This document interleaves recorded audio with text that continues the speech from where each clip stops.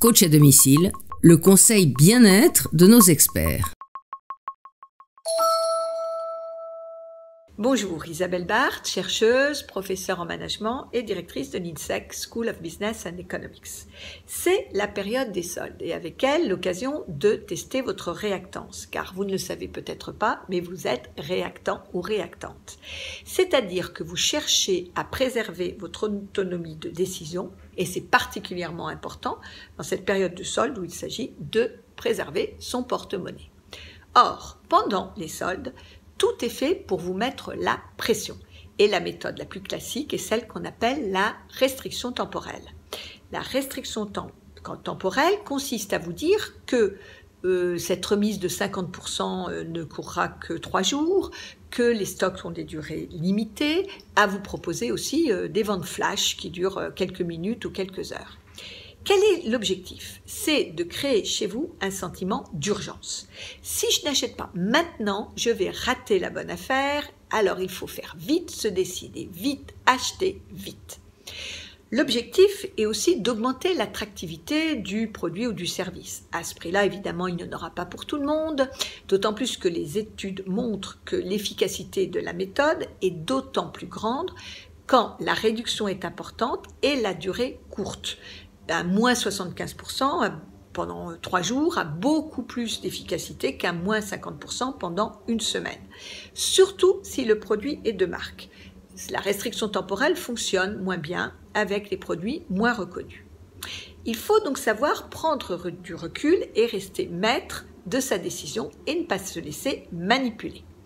Alors, il est en effet très rare que ce type de proposition à durée limitée rencontre vraiment un besoin identifié au préalable et le risque est très grand d'acheter un objet, un vêtement, un meuble d'une façon si peu réfléchie et donc de se retrouver avec davantage de regrets que de plaisir.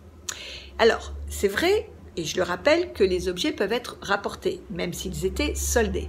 Mais nous savons aussi que l'achat fait, nous sommes engagés et nous avons du mal à revenir dessus, toujours beaucoup plus difficile. Le temps passe, les étiquettes sont arrachées, le vêtement a été porté une fois, l'objet de déco trône quelques jours dans le salon et tout cela rejoint vite les placards, les tiroirs, les braderies de plus en plus nombreuses qui permettent de se débarrasser de ces objets encombrants qui nous donnent mauvaise conscience, mais c'est vrai que nous n'avons pas acheté très cher puisque c'était la période des soldes. Alors, comment être réactant et comment résister à la pression temporelle? D'abord, écoutez et regardez seulement ce que vous aviez prévu d'acheter. Ce sera alors un achat anticipé et donc une bonne affaire. Deuxièmement, posez-vous bien la question de la raison de se débarrasser de ce produit ainsi soldé. C'est la collection de l'année dernière, ce sont des vêtements importables, il y a des défauts. Et si c'est le cas, c'est souvent le cas, tournez les talons. Troisièmement, malgré la pression, prenez un peu de recul. Photographiez l'objet du désir, demandez l'avis d'une tierce personne. Projetez-vous mentalement dans son utilisation, sortie du magasin ou du site internet. Il n'aura peut-être pas si belle allure. Bref, gardez le contrôle. D'autres occasions se présenteront, les soldes continuent, les remises aussi. Le shopping, c'est un peu le jeu du chat et de la souris. Ne soyez pas la souris, soyez réactant. À bientôt sur le HuffPost.